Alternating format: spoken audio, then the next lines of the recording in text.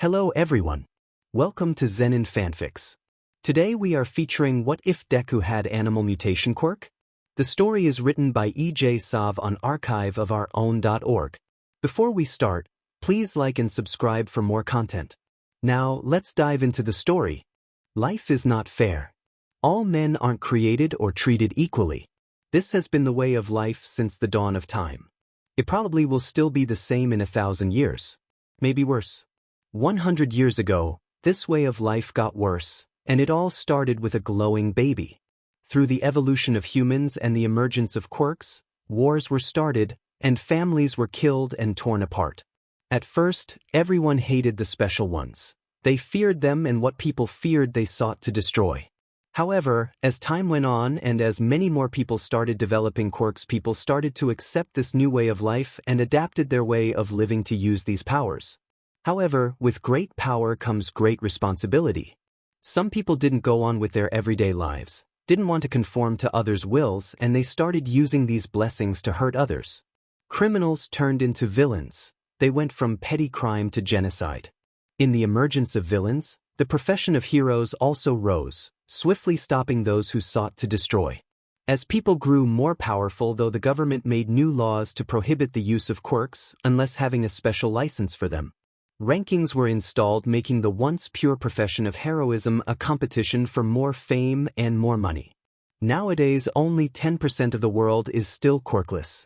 At first, people didn't care, so what if you couldn't turn your hair blue or pop out your eyes from its socket? You were still considered human. But as people grew more powerful, people saw how little power those without quirks had. Friends and families turned on one another, all because of a single label: quirkless. The only thing worse than having no quirk, though, is having a mutant quirk.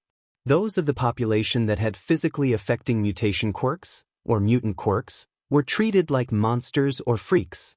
They were muzzled, beaten, and isolated. People feared them. But if you had an animal mutation, instead of being feared, you were looked down on, seen as weak, no better than quirkless. They were treated the worst. As quirks evolved, technology also did. New tech was built and encrypted with programs that not only helped people evolve their quirks but also helped them find them out before they even knew what it was. Thank you, Midoriya. I think that is quite enough. Right? I couldn't even finish my English assignment without interruption. Yes, sir. I still have another 5 to 500 words for my presentation left. I'm sure you do, Midoriya. I'm sure you do. I hated that, the condescending tone, the way everyone underestimated me. I hated that I was seen as weak.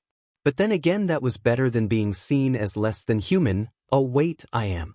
Without another word of complaint, I walk back to my seat, keeping my head down. However, I don't even make it 3 steps before a foot is planted in front of me, too quickly for me to avoid it.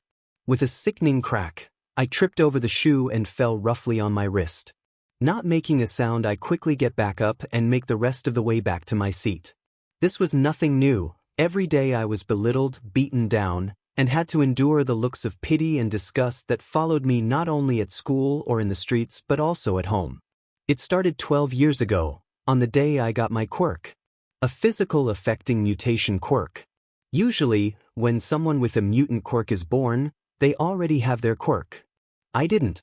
Because if this, no one thought I would have one, not even me. But then one day when I was 4, while I was playing with Kaken at home, I was suddenly hit with pain so bad that I passed out. When I woke, I was in a hospital with my parents shouting at the doctor outside. Later I found out that the pain was due to ears and tail appearing on my body. I had a physically affecting animal mutation quirk in the form of a fox. As part of my fox mutation, I have fluffy green fox ears, my human ears having receded when they came in. I have a fluffy tail that, if it weren't for all the fluff, would be mistaken for a cat's tail. The only thing that was really obvious about the mutation is the sharp canines I now have. Other than that, I have the enhanced senses of a fox and the instincts of a fox. Since that day, my life has been turned upside down. The first blow was when my dad left. He left a week after the reveal, with nothing more than an explanation that he didn't want a weak freak. The next to go was Kaken. He lasted a month. At first, we talked about all the ways I could use my quirk to be a hero, and how we could still be the most dynamic hero duo. Yeah, that was a stupid name. Slowly though, he started pulling away from me. He stopped talking about how we could be heroes and started to avoid me. Until one day he used his quirk on me and gave me not only the nickname Deku but also the shiny bright scar on my chest. Finally, my mom left. She lasted 6 months. She didn't leave me in the traditional way of abandoning me, but sometimes I wish she did. Instead, she blamed me for dad leaving, she blamed me for her losing her job, and she blamed me for ruining her body. Instead of leaving me, she hurt me. First, she took away all the hero merch I had, and then she slowly but surely took away all my other possessions until I only had a book for school, some stationery, a blanket, and a pillow. The only clothes I had left were my school uniform and one pair of shorts and one shirt. Then I lost my room. Instead of a room, I was moved to a small room that connected to my mom's room. Every day I was reminded of how I was useless, how I was to blame for everything that was wrong with the world.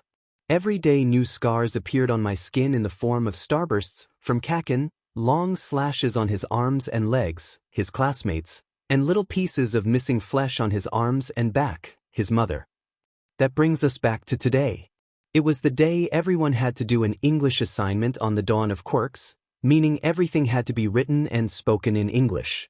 I kinda went over the word limit of 600 words by just a little EI. I have 2,000 words. Due to my mutation, everyone at school started to hate me. They either saw me as weak or saw me as a freak. At first, I didn't really care. I loved my quirk.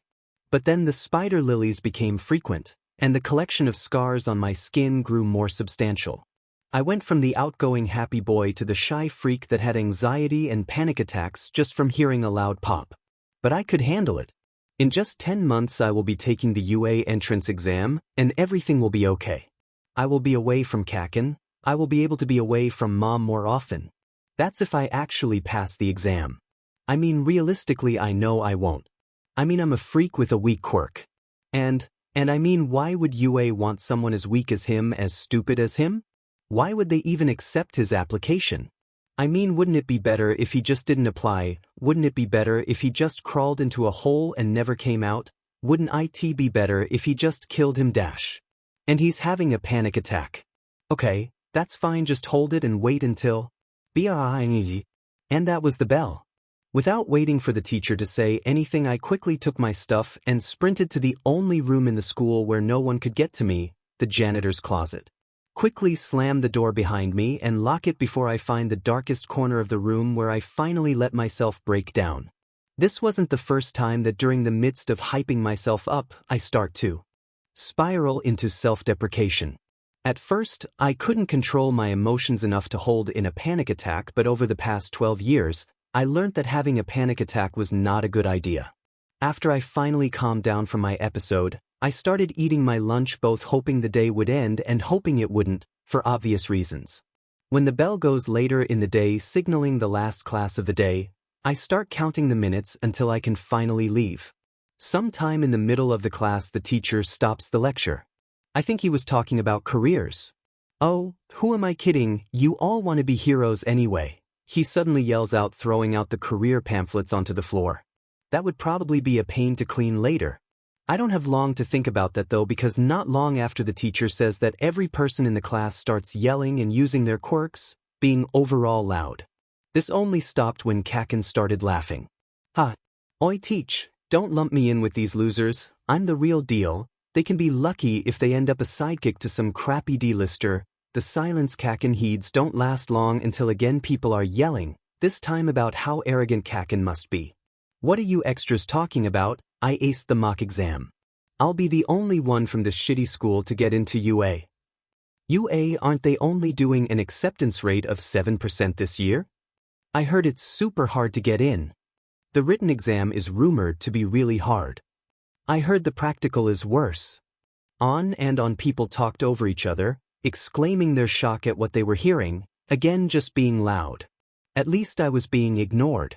Hey Midoriya, aren't you also applying to UA? Never mind.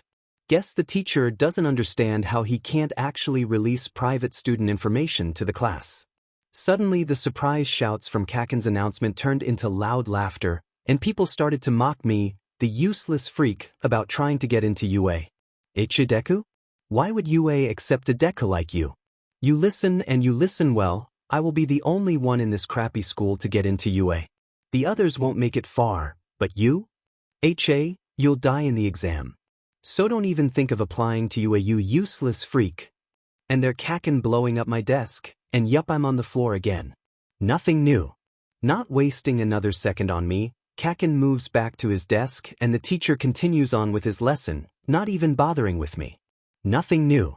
After the final bell goes 20 minutes later, I'm just about to run out of the door when Kaken and his 2 lackeys block my path. They don't say anything or even do anything but look at me until everyone else has left the room and it's just us. When it's like a SW was flipped because instantly, the 2 other boys are pushing me up against the nearest wall and holding me there. Kaken slowly moves towards me, anger in his eyes that scares me more than normal. Well, look what we have here, we caught a useless Deku. Tell me what went through your useless F-head when you applied for UA? You're AF animal, a useless freak. Why would anyone want you? As Kaken was saying all this, he was still stalking slowly to me until he was right in front of me. Before I can process anything, Kaken punches my stomach enhanced by an explosion, forcing the air out of my lungs. I thought I had gotten the message across last time not to apply, but it seems you just never learn. Let's fix that, shall we? What I hate more than the yelling is when Kaken is quiet, so when he started whispering, I could already feel the pain that was to come. And come it did. For the next however long it was, Kaken beat me up using whatever he had on him, always enhanced by his quirk.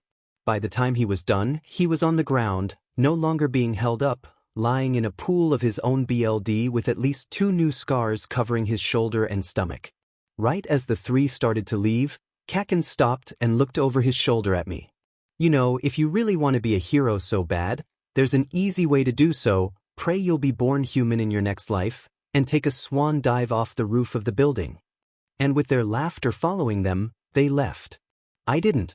I stayed lying on the floor, the bleeding starting to slow down. I don't know how long I was lying there, but all I could think of was those words. The words I had heard so many times but never from Kaken. I never thought that the relationship between us would crumble so far. What happened to the boy I used to know? The one that stood up for me against high schoolers when we were in preschool? What happened to all the play dates and sleepovers we had?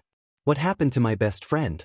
Finally, at some point, I found the energy to stand up and using the towel I kept on hand for these types of days, I cleaned up the BLD before I slowly started making my way home. Not wanting to be home anytime soon after what just happened, I took a detour through an underpass and headed towards the nearby park. But just my luck because I don't even make it halfway through the underpass before I hear a bang as the grate behind me flies into the air, landing in front of me. I don't even have a chance to turn around before something leaps on me, something gooey and wet. And before I can even make a noise, that same gooiness is being shoved down my throat. Vaguely I hear the thing on me speaking. Nice medium-sized skin suit. You'll do well, kid. Now don't worry, it'll hurt for another 20 seconds and then it's down. Thanks a lot for this, kid, you're my hero. I didn't want to be a hero in this thing. But I had no choice, I was slowly but surely suffocating. Soon black dots started appearing in my vision, and as I kept clawing away at the substance forcing its way down my throat, I thought about if this was really how I was going to die. Just before I passed out, I heard yelling and then it was darkness. I wasn't in the dark for long though, a hard slapping on my face bringing me face to face with none other than All Might, the #1 hero. Gasping for air, I stared awestruck at my idol. All Might, see that I was awake, stood up and went back to pick up this green slime off the walls around us. At one point I saw him pick up eyes and teeth, and that's when it hit me, that was a person whose quirk made them into sludge. I had a villain down my throat. That realization had me turning my head and throwing up whatever was in my stomach. Since there wasn't much to begin with, I started dry heaving, having bile, green slime, and even some BLD come up. When I was finally finished with that, I turned around again to see that All Might was also finishing up. Before he could leave though, I called out to him. Wait, All Might, do you think that someone with a quirk like mine could ever be a hero?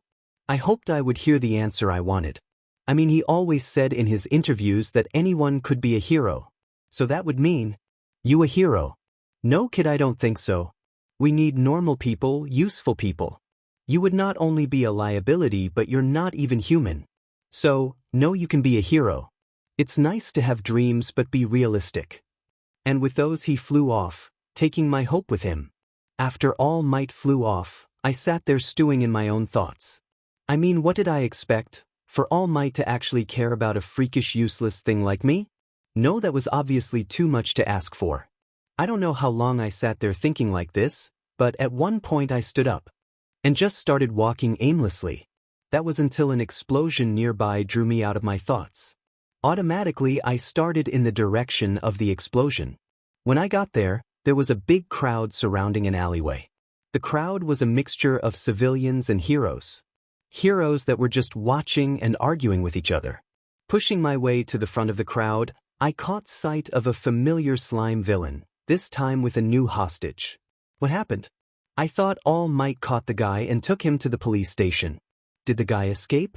Did All Might drop him while in the air? Why isn't anyone doing anything? Aren't they hero? Before I could continue to spiral in my thoughts of whys, I finally caught sight of who the hostage was. It was Kakin. My heart stopped. You would think that it was fear for myself or something like that, but it wasn't. I was scared for Kakin. He was there suffocating in the same way I had just before. But this time people didn't come in to help him. They just stood around and argued about who should help him. A kid was dying and all they thought about was themselves. All that was going through my head was the happy memories I had with Kakin. That time he played the villain because I was sad and wanted to be the hero. That time he beat people up to protect me. I don't know what was happening, but the more I thought about the happy memories, the more upset and angrier I got, and the more pressure I felt building up inside of me. Then I locked eyes with Kakin, and for the first time, I saw real fear in his eyes. That caused me to move. Without even thinking, I pushed past the police barricade and ran at the villain. Running on pure instinct and adrenaline, I reached for that building pressure and I pushed. There was an instant result. Around me, green flames burst into existence, heading straight at the villain. I watched as the flames slammed into him and caused him to pull back from Kakin. This caused me to act. While he was still reeling from the flames, I grabbed Kakin and with strength never seen before threw him towards the heroes before facing the villain again. As I turned, the same green flames appeared again, but this time stayed circling me, waiting for my command. And a command I gave. Instead of circling me, the flames rushed forward and became a flame wall that surrounded the slime from all sides, trapping him. Before he or I could do anything else though, All Might burst in with a powered punch, extinguishing the flames and splattering the villain across the cement floor. Rather harsh, I thought. Again, I didn't have time to dwell on my thoughts, this time because I was being dragged through the thick crowd around a couple of corners before being turned to face Kakin. His red eyes were burning with fury, sweat dripping down his chin, and his hand and wrists were wrapped in bandages. His grip was tight as he pushed me against a building, his breath coming out in harsh pants. What the F was that back there, huh? Do you think you can flaunt your freakish quirk and people are going to start liking you? You think that I'm so weak that I needed you to save me? Well, I didn't, you useless freak. With each word and shout he pushed me harder and harder against the wall. In the end, he threw me against the wall so hard that I hit my head hard enough for it to start bleeding. Screaming wasn't enough for him apparently because he started using his quirk to punch my face and stomach. However, Kakin soon grew tired or bored, probably both, and left me there on the deserted street. I stayed on the floor for a few seconds before robotically getting to my feet and just walking. I didn't think about where I was going, only that I had the feeling of needing to be somewhere, needing to do something. Before long I came back to myself, however, I was on the roof of an office building. How I got here I don't know. However, I didn't focus on that, I focused on the sunset I could see falling off the edge of the building's ledge. Unconsciously I started walking forward, toward the sun. When I got to the ledge I just stood there, swaying with the wind to the appealing wordless tune of impending death. Soon the wordless tune became words though. Freak. Kill. Not human. Yourself. Useless. Kill. Yourself. Those words constantly played in a loop, like a morbid chant. With each repeat, I leaned forward until I was almost over the edge. Then with one last tilt, I fell. Aizawa's POV. God, I hate Fridays. Instead of being at home with my loving husband and son, I instead have to be out just before sunset until just before sunrise for patrol. I love being a hero, don't get me wrong, but sometimes I regret going into underground heroics instead of being a spotlight hero. But then I remember the press and everything else about being a spotlight hero and then go back to loving being an underground hero. Today had been an extra hectic shift already. I had barely been on shift for 30 minutes and already I had to stop a burglary, an assault, and a mugging. God, I needed sleep. As I was roof hopping though, I caught sight of a green person walking out onto an office building roof. As I got closer, I realized it was a person, but it was also a kid. He had fluffy forest green hair with matching ears on top. He was small, probably around 13 or 14. Before I could analyze more of his appearance, he started walking up to the ledge, leaning dangerously forward. Realizing what was about to happen, I ran faster toward him, hoping to be able to catch him in time. Just as he started falling off the ledge, I landed on the same roof as him. Quickly sending out my capture scarf, I ran toward the ledge hoping I caught him. Looking over, I saw that I had indeed caught him, and he was hanging limply in the scarf, passed out. Quickly pulling him back up to the roof, I quickly took out my phone and called for backup. This is Pro Hero Eraserhead, code 67856. I'm requesting medical attention at XXX cause suicide attempt. I quickly said, making sure to follow protocol. After getting confirmation of an ambulance en route, I hung up and quickly examined the boy to make sure he was okay. Now that I was closer, I could see that his face was covered in small little freckles that trailed down his neck. He had cute pouty lips and round chubby cheeks from baby fat. Damn, this kid was cute. A/N. This is a purely parental relationship.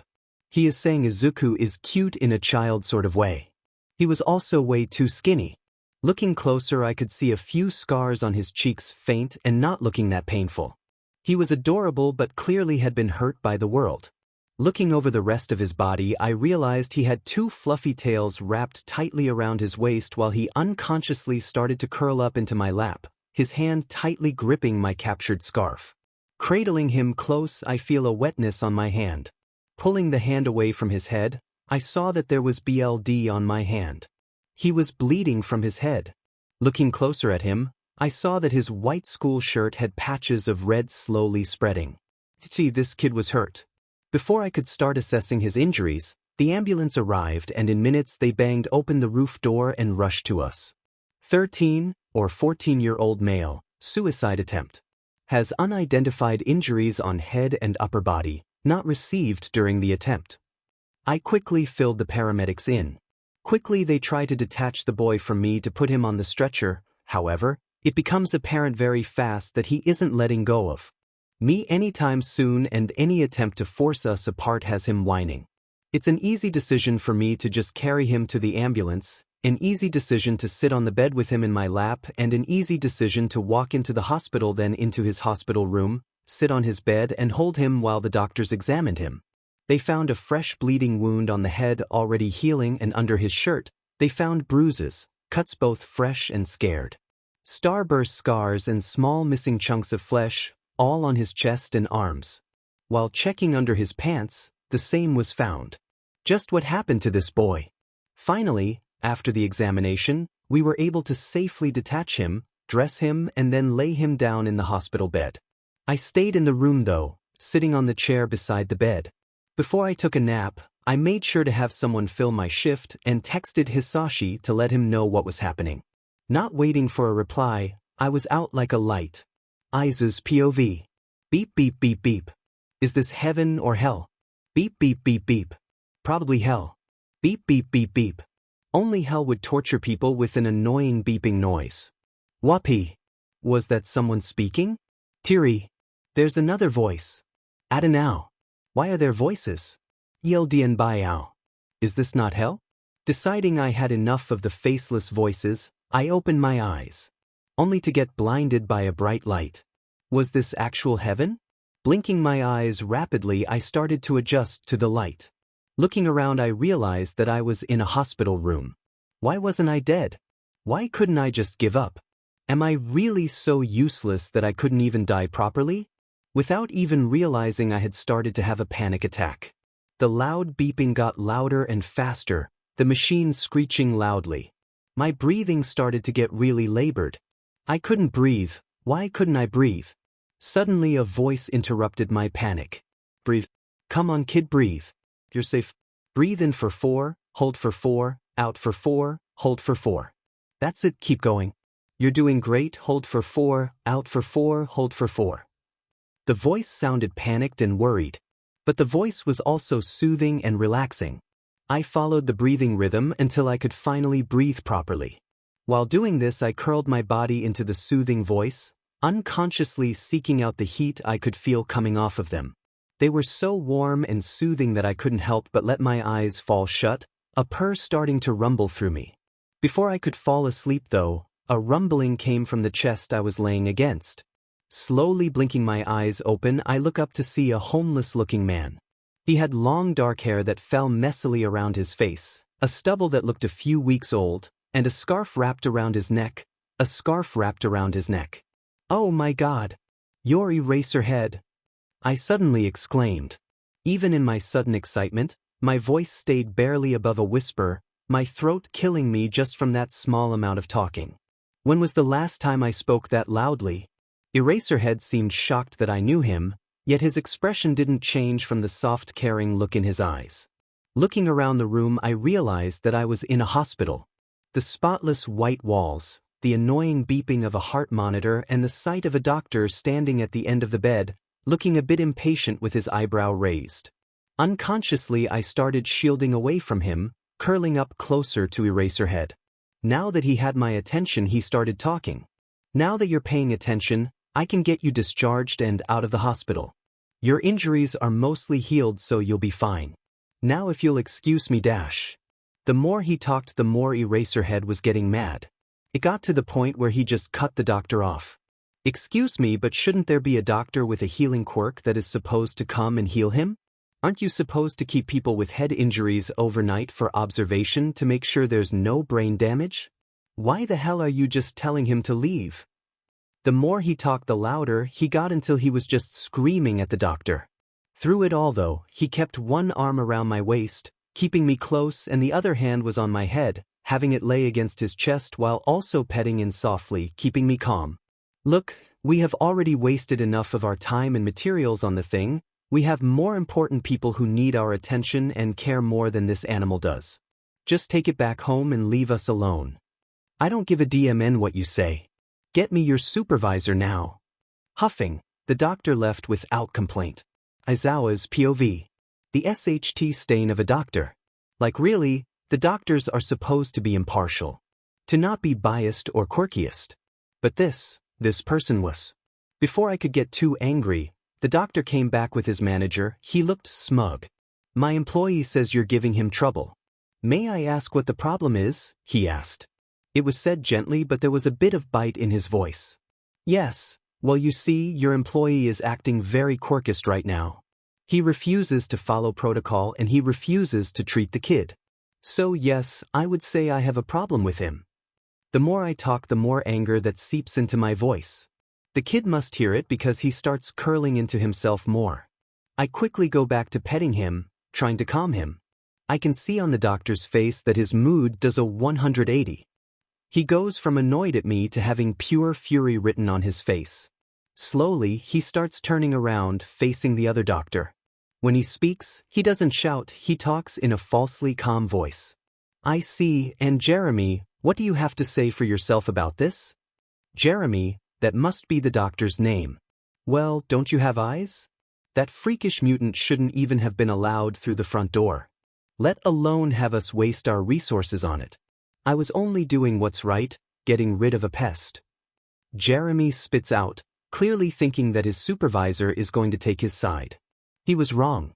The calm facade he was portraying instantly crumbled. Before saying anything else to Jeremy, he turned back to me and the kid. I must apologize for the behavior of my ex-employee.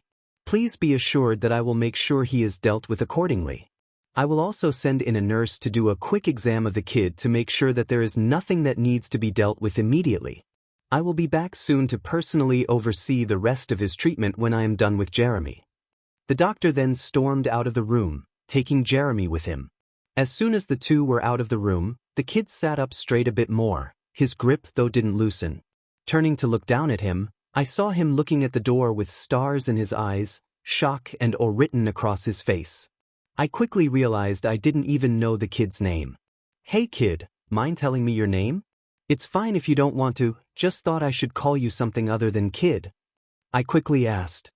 He seemed to debate with himself for a second before looking around for something. When he apparently couldn't find what he was looking for, he turned back to me making a hand gesture like he was writing.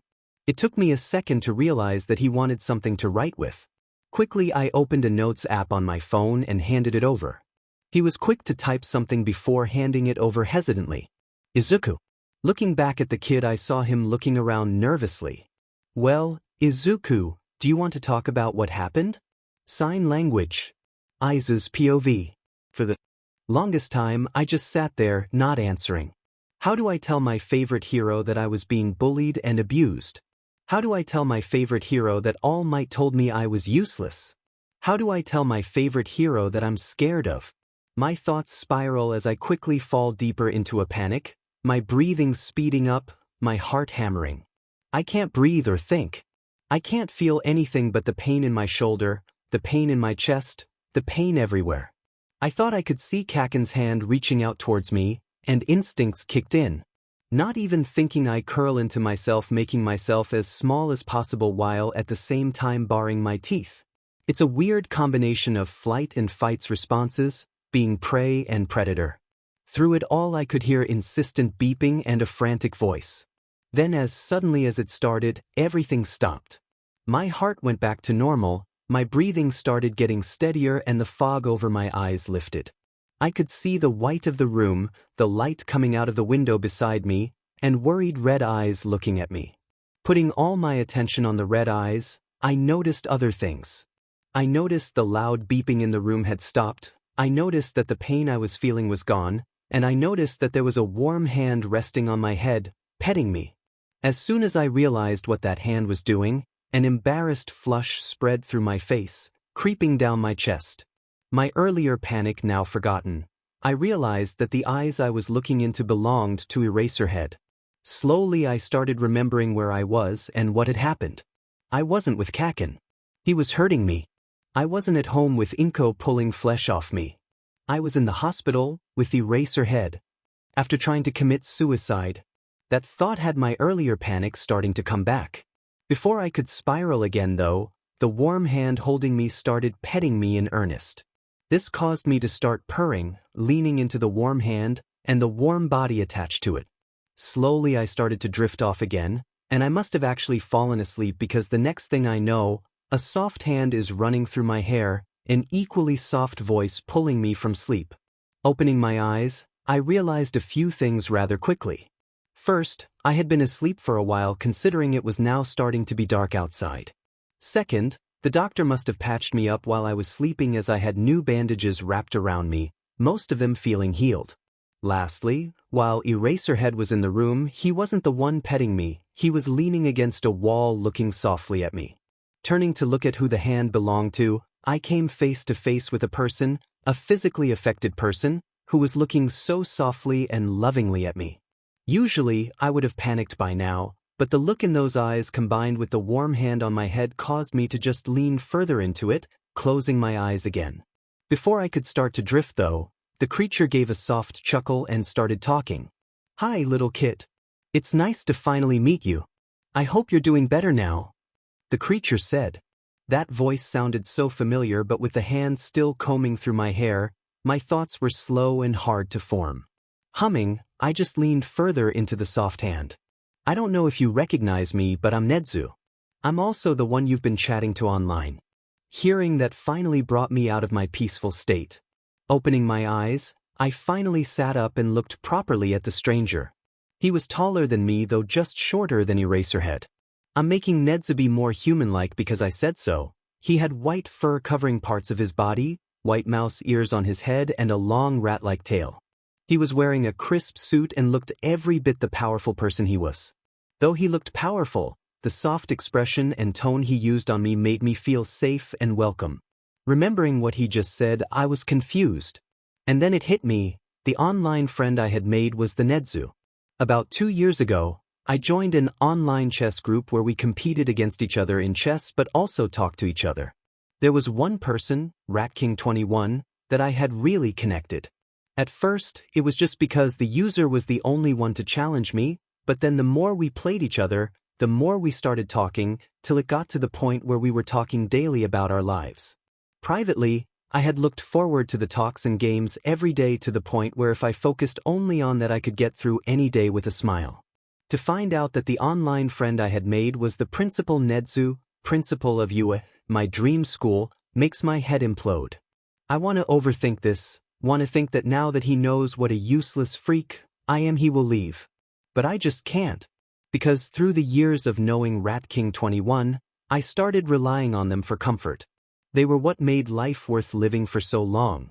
And it's also quite hard to think those thoughts when he has his fur-covered hands running swiftly and softly through my hair, with those kind eyes looking at me with so much care. Before I could even try to think up self-deprecating thoughts, Nedzu is talking again. I know you have already had an eventful couple of days, but I was wondering if you were up to speak. It's okay if you're not and want to wait. Whatever you decide. And those caring words, the fact that he was catering towards me made my heart melt. It made me want to cry and just curl up. But I don't. Instead, I just nod my agreement, looking around for something to use to write.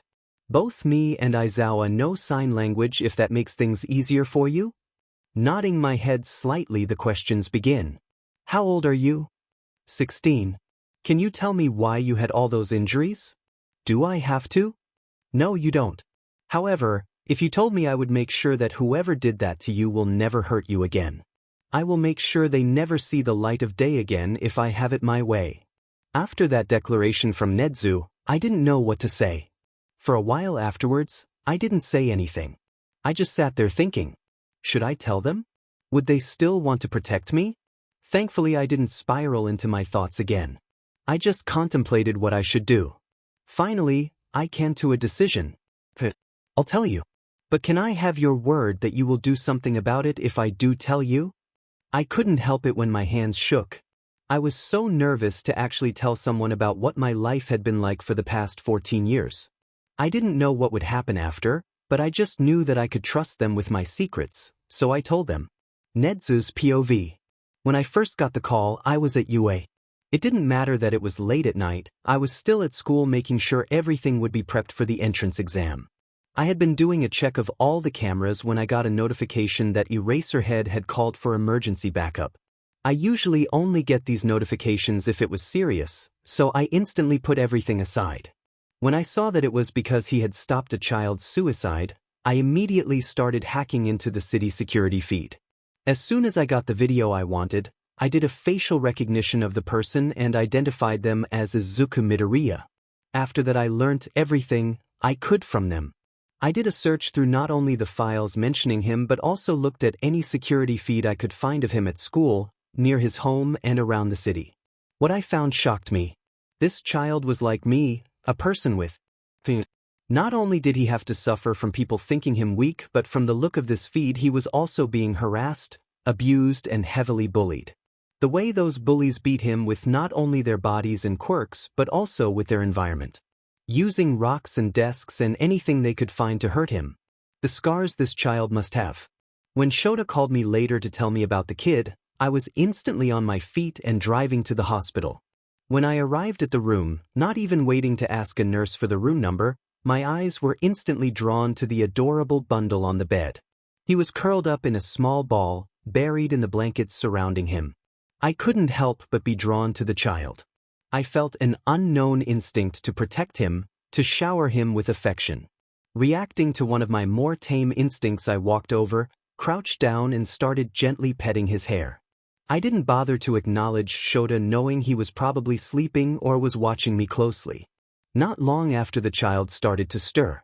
It started with him leaning more into my pets, then with his purr getting louder and finally with his eyes fluttering open. It revealed two appealing emerald eyes that shined like the same gems they represented. When the haze of sleep lifted, and he comprehended who I was, I finally spoke. I made sure my voice was soft, but I couldn't hide the affection I felt. I couldn't help it though, he was just so adorable. Continuing on, I made sure to introduce myself professionally and tell him how he knew me. I could see when he realized who I was because the small tension lining his body instantly melted when he realized who I was. Though I didn't want to, I knew that I had to ask him about his injuries. Even if I saw how he got some of them through the cameras, I wanted to hear it from him. I also knew that there would be things that I missed in my rush or that weren't captured by the cameras. I started the questioning with something light, just his age and name, but I knew I couldn't delay the heavy ones, so I went straight into it. I could see the hesitance on his face to say anything. Could practically feel the mistrust, so when he asked for my promise that I would do something, I readily gave it.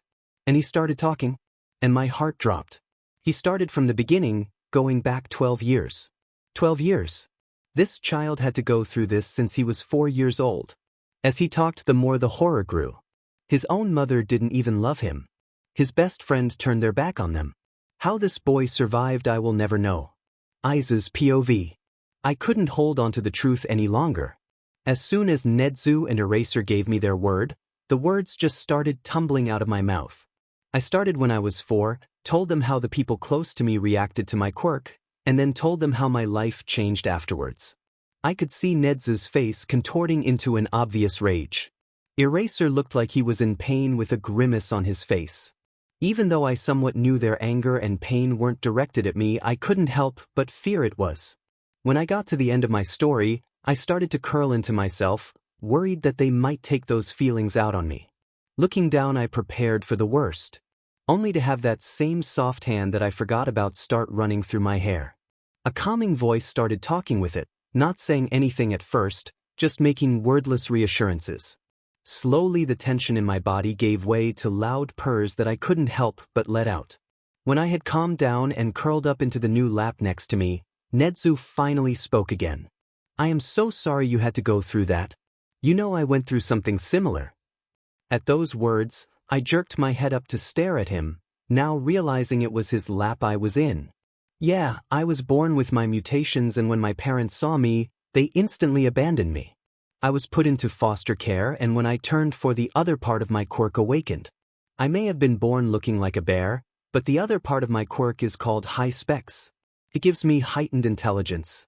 Since I was a baby, I had been moved around a lot, but when I turned 4 it got worse. They didn't want a smart freak. Here he gave a sort of self-deprecating chuckle. Hearing not only the story but the chuckle, I curled up more into his lap, resting my head on his chest, listening to his heartbeat. When he calmed himself a bit, he continued. When I turned 5, I was moved to the last family. They did experiments on me. Turned me into a chimera of not only a bear but also gave me rat, dog and mouse genes. When I was 14, I was rescued by a hero with Pim. He's the reason I became a hero. After that experience, I swore to myself to never have another child suffer like I have. And I am so sorry I couldn't stop this from happening to you. By the end of his story, he had started softly crying. At first, I didn't say anything, just silently cried with him. But I couldn't help but want to speak. When I spoke to Eraserhead earlier, I was surprised because I hadn't really spoken outside of school presentations in a couple years. I wasn't even aware I had really spoken until Eraser answered me. But now, for the first time in years, I have the urge to say something. It's okay. I'm sorry you had to go through that. When I spoke, my voice was hoarse and scratchy. But I got the words out, and Nezu looked both shocked and touched. He pulled me into him tighter, and I couldn't help but accept it, even snuggling into him more. It was only when Eraserhead gave a polite cough that we realized he was still in the room and slightly separated, but not by much. Eraserhead was the first to speak. I hate to break up this moment. However, we need to call in a detective so they can fill out a report and start an investigation into the people. Even though Eraserhead was talking facts, he never stopped speaking kindly. However, I could see there was a touch of sadness in his eyes. Why are you sad? I asked in the same scratchy voice. At that moment, I could see him panic looking away from me to Nedzu like he was asking for help. All Nedzu did though was give a soft chuckle. Tilting my head in confusion, I wondered what was so funny. Sign language. After that, everything moved fast. Eraserhead called for the doctor who then told me my injuries and treatment. It turned out I was in worse condition than I thought. Broken bones burns that unfortunately would scar badly, malnutrition, and incorrectly healed injuries. It was bad and apparently, I even had some sickness called pneumonia that I didn't even realize. When the doctor finally finished explaining everything, he then proceeded to unwrap the bandages around my body. The more skin that was revealed, the more everyone was able to understand the severity of my injuries. I was littered with old and new scars. Most of them looked starburst-like while others were just areas where flesh was missing. There were a few scars that were cuts but they were far and in between. By the time all the bandages had been removed and the scars underneath were revealed, the room's energy had fallen. Nedzu had a dark look across his face, Aizawa was clutching his capture scarf tightly and the doctor himself was holding his anger back. As Izuku saw this, he started to close into himself, worried the anger was directed towards him. Fortunately, he didn't have enough time to contemplate that train of thought before there was a knock on the door. The door opened to show a tall man in a trench coat. Obviously, the detective called. Soon as Izuku saw him, he moved closer to Nedzu, seeking comfort from him while this unfamiliar man walked into the room. Looking over at Aizawa, he found him already looking at Izuku, that sadness back in his eyes. Before he could dwell on that though, the detective started talking. Good evening, I understand I am here to confirm a statement so that young Midoriya here can be placed in a different home. When all he got was a nod from Aizawa, he swiftly moved on. Very well. I will need to record this interview then. Due to legal reasons, I must let you know that my quirk is called Lie Detector, and as a side effect I cannot lie. Due to my quirk and your situation, I will be asking you yes or no questions that I need you to verbally answer. Is that okay? Again he waited for a response. This time Aizawa and Nedzu looked at Izuku waiting for an answer. Izuku's POV. I looked at the detective for a long while just mulling over his words. Was I okay with this?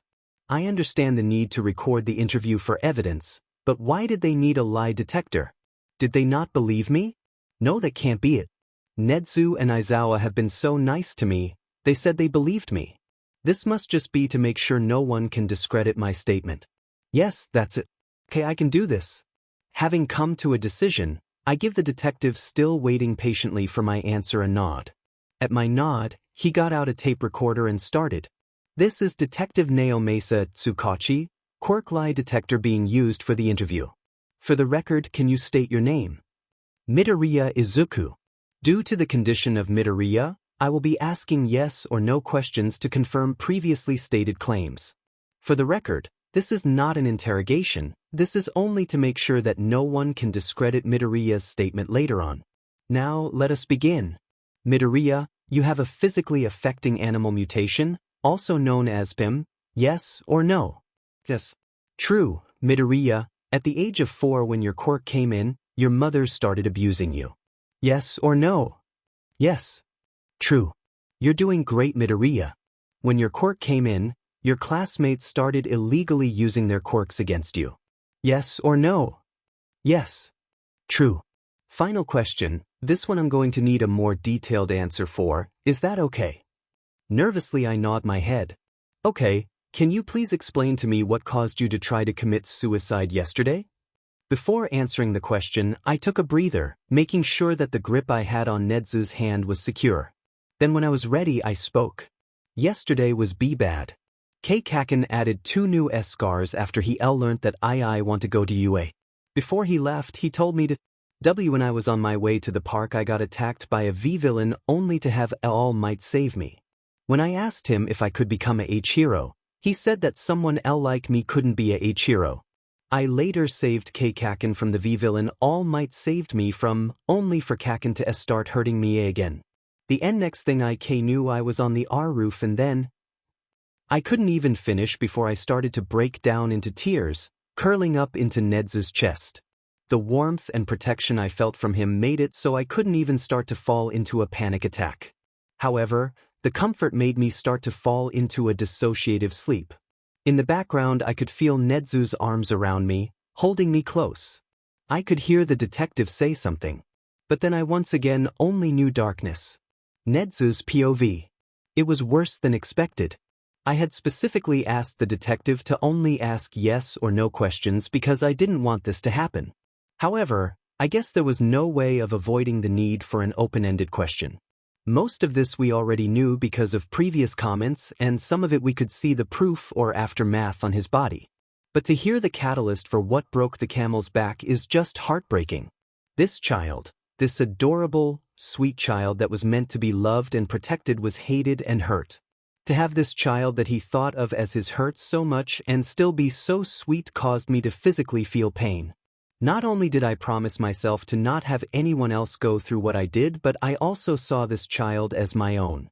His adorable face and his sweet personality worried about me when he should be worried about himself. Trusting me so easily when others are and would be cautious. This child is so precious that I can't help but want to protect him, to love and spoil him. And I pity anyone who tries to stop me. After Izuku had curled up, Tsukachi ended the recording, but not before confirming the statement as true. As soon as the recorder was turned off, all hell broke loose, theoretically. Tsukachi was swearing like a sailor, already pulling his phone out to make a call.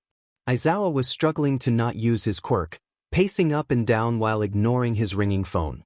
Through this all though, both of them made sure they weren't loud enough to wake Izuku up. Everything seemed to stop in its tracks when there was a knock at the door. Collectively we turned to look at the door before looking down at Izuku's sleeping peaceful face. Silently, Tsukachi moved to the door and opened it enough to just peek his head out, checking who it was. When the tense posture of the detective relaxed, Aizawa and I relaxed along with him. Quietly he moved aside, opening the door for the other person, finger on his lips in a shushing motion. As he moved aside, he revealed present Mike, aka Hisashi Yamada. Now the shushing made sense. The revealing of Mike caused Aizawa to become confused and shocked by his presence. Pulling out his phone, he realized he had a variety of missed calls and texts from Mike informing Aizawa that Mike had arrived at the hospital, wondering what room he was in. "Hey Sho, sorry for just showing up to the little listener's room, but you weren't picking up your phone, so I figured you were sleeping or needed some help with the little listener," Mike said. Before Mike and Aizawa could start a heated discussion on Aizawa's ability with kids, I cleared my throat. It seemed that Mike hadn't noticed that I was there, as when he saw me sitting on the hospital bed cradling Izuku, he started so much he almost used his quirk. Even though Aizawa's quirk saved us from being defended, he was not able to stop the shout of alarm to wake Izuku up. With a whine, Izuku snuggled up closer to me, one hand clutching my suit tightly while the other came to cutely rub his eyes, slowly waking up. When he realized that there was someone new in the room, Izuku curled up more, hiding his face in my chest, his ears twitching and curling down to his scalp while his tails curled around me and Izuku's waists. As cute as the scene was, all four men couldn't help but have their hearts break at the thought that little Izuku was scared of meeting someone new. Not letting the situation get out of hand, Aizawa quickly walked over, kneeled in front of the pair and started to gently slide one of Izuku's tails. "Hey there, Kit. This is my husband Hisashi Yamada, but you might recognize him as the pro-hero present Mike. You don't have to worry, you can trust him. He won't hurt you." At the admission of who the new man was, Izuku peeked one of his eyes out to look back and forth between Aizawa and the now identified present Mike. Seeming to trust him, if only a little, Izuku brought his face full out from my chest and brought his hands up to sign. "Hero." "Yeah, Kit, he's a hero," I replied this time. He quickly looked up too, as if only just realizing who he was snuggled up. I just smiled at him, trying to let him know that everything was fine without words. Looking up, I motioned for Mike to come closer and introduce himself. "Hey little listener, I'm Hisashi Yamada. I heard you were here and wanted to come introduce myself and see how you were doing. But you don't know me, you have no reason to see me. Well, this grump over here was so worried about you that I wanted to make sure you were okay. You might not know this, but he usually doesn't show his emotions. When he called me though, he was very worried, and I wanted to meet the little listener who could bring out this side of him." Without saying anything, Izuku turned to look back at Aizawa, his head tilted slightly in question. Aizawa himself didn't say anything but did nod his head in confirmation. Izuku's eyes seemed to light up at the confirmation, looking excitedly at me, pointing at Aizawa and then himself. The pure innocence of the situation melted my heart, and from the looks on the other men's faces, their hearts weren't faring much better. Unfortunately, the heartfelt moment didn't last much longer. At that moment, the doctor walked back into the room, a clipboard in hand, a sour look on his face. Unfortunately, there was an incident resulting in many injuries. As we are the closest hospital, all the victims will be transported here. My superiors have seen fit to remove some people from their rooms to make space for the victims. Unfortunately, they are quirkist bastards, so they have seen fit to remove all those who have PM from the hospital. Seeing as you have PM, they also decided that they were going to remove you first.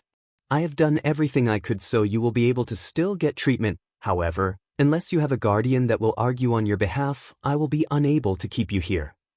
The devastating news hit 3 times. The first, there was a villain attack, meaning people were hurt, and the second, Izuku was being removed from the hospital. And the third final thing, he didn't have a guardian to protect him from this quirkist society. As the bad news kept piling up, I became more desperate to do something. Just then a thought came to me, and from the look on Aizawa and Mick's faces, they came up with the same idea. In the following silence, the 3 of us turned to look at each other, a battle of wills fighting each other. Finally, Aizawa spoke. It should be me, no. Mike and I are the best people for it. I disagree. I think that considering everything, I would be the best person to do this, plus you both are far too busy with 5 jobs between the both of you. So I think if this did come to a fight, combining my reputation and my situation, I would be the one to win. So what will it be? Fight or give in? We stood there staring at each other for what seemed like forever. It was only Izuku tugging on my shirt that broke the stare. Looking down, I was met with a questioning look on Izuku's face as he started pointing between the 2 of them, obviously wondering what they were talking about. Before I could explain, Aizawa heaved a heavy sigh, conceding. Fine, but I want visitation. With that said, I turned to the doctor and spoke. I will be enacting my emergency fostering license on the grounds of abuse confirmed by Detective Tsukachi. As his new foster parent, I am made his legal guardian, giving me the authority to force your supervisors to keep my child in the hospital. The more I spoke, the more the doctor's smile grew until he was outright grinning, already taking out his phone to make a call, not even saying anything in response as he left the room in a hurry. Looking at the detective, I found a fond look on his face while he turned his phone off, having probably messaged his partner about the situation. Turning to look at Izuku, I saw a look of shock and amazement on his face. Before he could say or do anything, I gently grabbed his hand, getting his attention. With his focus now on me, I explained the situation. From now on, if you like, I will be fostering you, and if you would allow it, I would also like to adopt you. Izuku's POV. Sign language. Adoption. That was a big word. A big word with a lot of weight to go with it. He didn't just want to look after me for the time being. He wanted to keep me. Love him, hold me. Be my dad? Is this right?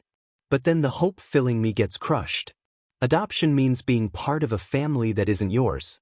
It means that your family doesn't want to you. It means you don't have a family. Something that should have made me so happy made me so sad. I wanted to be happy that Nedzu wanted me, and I was really. But I was so scared as well. What if he realized that I wasn't worth the effort? What if one day he looks at me and realizes that he made a mistake? Looking up at Nedzu, I was about to ask him this myself when the doctor came back in. When he came in, the sour look on his face was gone but had been replaced by a hurt look. Walking closer to me, a nurse walked into the room behind him carrying a sort of kit. Standing in front of me and Nedzu, he crouched down and started talking in a soft voice. Hey there, bud, I need to ask you a hard question. Is that okay? Are you fine with the other people in the room hearing your answers? If not, I can kick them out for you. He said very nicely. Not really understanding what he was going to ask me, I just accepted. I need to know if anyone has ever raped you. The doctor said. My heart stopped. My breathing stopped. It felt like the world stopped. All I could hear was the ringing in my ears. All I could see was the static in front of me. All I could do was panic. How did he find out? I didn't tell anyone. I made sure no one knew. No, this isn't good. He shouldn't have known. No one can know. Without me realizing, I had started to hyperventilate. I could breathe. I couldn't see. It felt like I was falling. Then there was a hand in my hair and I could breathe. The hand was soft, like it was covered in fur. It was rubbing just behind my left ear, causing my body to relax little by little. The tension left my body and I started to breathe again. With the ability to breathe came back my other senses. I could hear the worried voices around and above me. I could feel the sheets under me and a soft hand on my head. I could see Nezu kneeling in front of me, a worried look on his face. Focusing on only him, I let myself calm down and let my worries flow away. I was at the hospital. I was saved. These people believed me. They are helping me. Now that I was calm, I started looking around the room to see that the other people had such a sad look on their faces. Aizawa was comforting present Mike, who was crying. To be honest, he looked like he wanted to cry too. The detective had both a sad and angry look to him, typing hurriedly on his phone. And the doctor and nurse looked like their biggest fears had just been confirmed. Focusing on them, I sighed. How did you know? They both didn't seem to know what I was saying until Nezu translated for me. The doctor then turned to me and said, "While you were asleep, we took you to get some x-rays done. The scans showed that there was some anal scarring and damage, consistent with what you would see of RPE victims." That made sense. But that also made me scared. Worried about how the others in the room glanced and Nezu, and instead of looking disgusted at me, he just looked sad and started to pull me closer. Nezu picked me up so he could sit back on the bed, this time with me in his lap. Usually this sort of situation would freak me out, being on someone's lap. However, the gentle way with which he was holding me close to his chest made me feel so safe. Curling in more, I looked back out into the room and signed to Aizawa. "Can you please translate for me?" Getting a nod in return, I looked back at the doctor and nurse and asked, "Now that you know, what are you going to do?" After Aizawa translated, the doctor started to explain. "Well, this kit here with me is called a RPE kit. We use it to inspect the area and see if we can find any DNA to tie to the person who did it, while also looking to see if we can fix any damage that there might be. Would that be okay with you?" Instead of answering right away, I let myself think it through. Was I okay with a stranger poking around my butt and seeing such a private area of myself? No, I wasn't. I wasn't comfortable with everyone in the room seeing it either. Looking around the room, I came to a decision. You can do what you need to do, but can Nezu do it? I don't want a stranger looking there. I also don't want everyone in the room, only the doctor and Nezu. Once again, Aizawa translated for me. As soon as he finished, everyone except the doctor and Nezu left the room. Before the nurse left, they put the kit on the table beside me. Before we started, Nezu moved me off his lap. Even though I knew this had to happen, it still pulled a whine out of me. I didn't want to leave the safe, warm arms. When Nezu put me down, he had me laying on my stomach. Feeling nervous, I grabbed one of the pillows next to me, cuddling my face into it. When I felt my hospital gown being lifted, I started to space out, not wanting to think or feel what was about to happen. Letting my eyes unfocus and my mind drift to nothingness, I floated in the peace that overcame me. The word falling away. Nezu's POV. When the doctor came back, I thought nothing of it until I noticed the distraught face of him and his nurse. And when he came over to the kit, I expected the worst. That expectation did not prepare me for the bombshell he dropped. The little kit next to me was raped. And while I would have loved to agonize over that shocking piece of information, I needed to focus, because Izuku had started both having a panic attack and disassociating. Not a good combination. Getting off the bed, I kneeled down in front of the kit and just kept running my hand through his hair, murmuring reassurances to try and get him out of his head and back to me. When it finally looked like he was back with us, and before I could ask him if he was okay, he signed. "How did you know?" That innocent and frightening question broke my heart, as did hearing him confirm the fear in all our hearts. As the doctor explained all the technical stuff, I couldn't help but be really concerned about the kit. He was so young, and to go through all this. There was some heroes I knew that couldn't handle this. I was brought out of my thoughts when Izuku asked if I could do the physical exam with only the doctor in the room. While it made me happy that he trusted me with this, it broke my heart that he wasn't comfortable in the first place with any of this happening. For now I didn't think about it. Once everyone was out of the room and the kit was easily accessible, we got started. As soon as we started, Izuku started dissociating. It was kind of expected. However, even though it was expected, it didn't mean it still didn't hurt. The exam itself revealed some things. Namely that there was indeed recent DNA left behind, the implications of that, and that based on the scaring both new and old, that this started when the kit was about 7 years old. This was not okay. When the exam was finally over, I made sure the hospital gown was covering everything again before moving him back into my lap in a side straddle. As the doctor left, he told everyone waiting outside to come back in while he went and got the evidence to testing.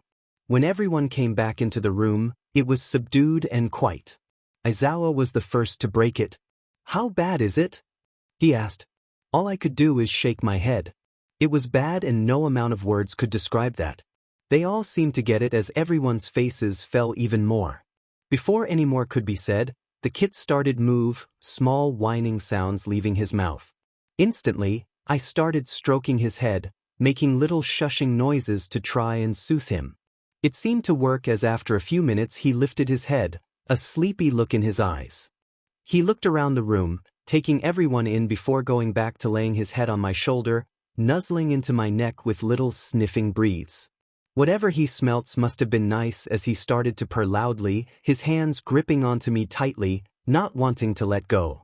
This action made everyone in the room just start cooing at how adorable he was. After a few more minutes of this, he fell into a light sleep, still purring and holding onto me tight. As he slept, we all just sat around him in silence, just making sure in our own heads that he was really okay. Aizawa's POV. Sign language. Being in this room was starting to really get to everyone, me especially. All the ups and downs, I thought it wasn't going to be too bad at the start. The kid is just too adorable. And yeah, I'm a little disappointed that I can't be the one to take care of the kid, though I never thought that he would pick up on that. That was something to experience. Now hearing the doctor, listening to those horrid words, I know I'm not the only one whose heart stopped. The poor kid. As if his life wasn't already hell, he had to go through. To have someone. God, just thinking about it was making him.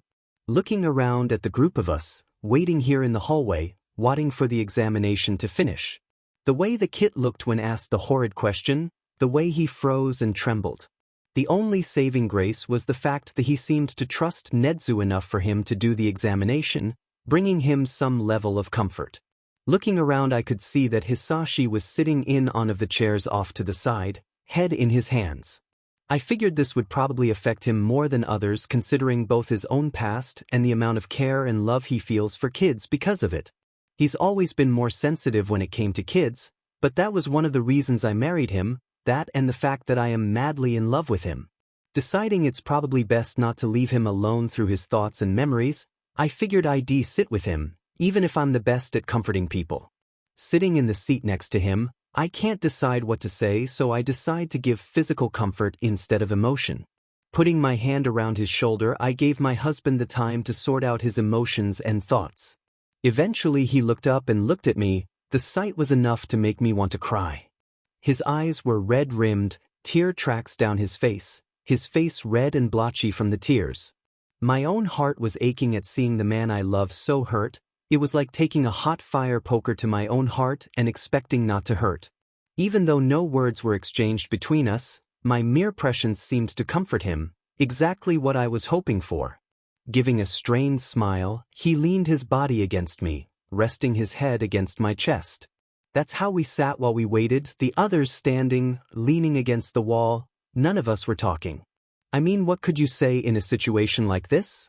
What do you say when a child that was so small and young is treated like less than dirt all their life by the people that should have been the ones to care and love them? Eventually the door opened and the doctor and nurse left, their expressions somber and broken looking. With nobody saying anything, we all went back into the silent room. Looking at the bed, we saw that the kit was now in Nedzu's lap, curled up and unresponsive, silent tears still falling from his eyes. Remaining silent, we all spread around the bed, making sure to leave space so the kid didn't feel caged and trapped. Eventually, after some time and quiet, Izuku looked up and around, making a cute if a bit scratchy questioning trill in the back of his throat. You could see everyone in the room visibly relax and melt at the sight and sound. Izuku's POV. After I don't know how long, my mind cleared and I came back to the room full again, the doctor and nurse gone and me in Nedzu's lap again. Like last time, being in his lap surprisingly didn't freak me out. If anything, it caused me to relax more, to know that someone was there for me, there to protect me. And that thought scared me. Ever since I found out I had POM, I haven't had anyone in my corner, no one who wanted to protect me or comfort me. It was the same principle as the fact that since that day I haven't been able to trust anyone either, yet here I am, ready to give not one not two but 4 people my trust. And no matter how much I wanted to say it would be a bad idea to trust these people, something in me, my instincts screamed at me to trust them and let them take care of me. And that's what really scared me. The fact that these people I've never met until today are able to instill so much hope and trust in me. But through that fear, I want to believe that I'm safe with them, that I can trust them and not regret it. Looking around the room, I see that everyone is sitting around the bed, but there was still room. It didn't feel suffocating or make me feel trapped in any way. Even the hold Nedzu had on my wasn't too tight, while also making sure that the grip was tight enough to make me feel held, protected, safe. My instincts for the first time was louder than anything else in my brain, those instincts causing me to let out a questioning if broken trill in the back of my throat, trying to ask if everyone is okay. They must not have gotten had I meant though, as they started explaining what happened instead. Embarrassingly enough, before they couldn't finish though, I made another noise in the back of my throat, this one more of a growl. It quickly stopped what they were saying though. When I was sure they were paying attention, I made the same questioning tone, but this time I gestured my head to the room. Everyone now was looking at me confused, trying to figure out what I wanted to say, and usually I would start signing to them. However, something in my instincts was causing me to instead make animalistic sounds in the back of my throat. Thankfully, before I could start overthinking, Nedzu seemed to understand what I was saying. "I believe the kid is asking if we are all okay," Nedzu said. This caused everyone to at first look at me in understanding, then in shock that I would care so little about myself. Everyone was quick to tell me they were okay and that I had to care more about my own well-being. As much as it touched me that they cared, for people talking at once was too loud for my sensitive ears. As a representation of my discomfort, my ears flattened to try and block out as much noise as I can. My tails also came up and covered my face while a pained whine at the noise. Quickly the noise stopped, and a hand started carting through my tails, protecting my face. Before I could stop it, a loud and painful purr broke free and rumbled in my chest. Once I was sure that everyone was calm and quiet, I moved my tails down to wrap around my waist, protecting my stomach unconsciously. Everyone had moved back to their positions in that time, and Nedzu moved his hand to start running through my hair instead, my head leaning against his chest, nuzzling in contently. After the long day I had, the shocks from when I first woke up to now, it's taken a toll on my body, causing me to just want to sleep and get some rest. Nedzu obviously saw this because he started gently showing me and getting me to sleep, petting my hair flat, or as flat as you could get such a curly, knotted mess, and trying to get my eyes closed. And after that I don't know what happened. Thank you for joining us on this journey through What If Deku Had Animal Mutation Quirk? We hope you found it as captivating as we did. A big thank you to EJ for creating such an engaging story.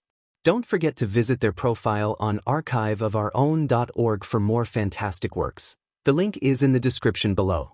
If you enjoyed this video, please give it a thumbs up, share it with your friends, and subscribe to Zenin Fanfics for more intriguing explorations into fanfiction and fantasy. Your support helps us create more content like this, and we love hearing your thoughts and suggestions in the comments section.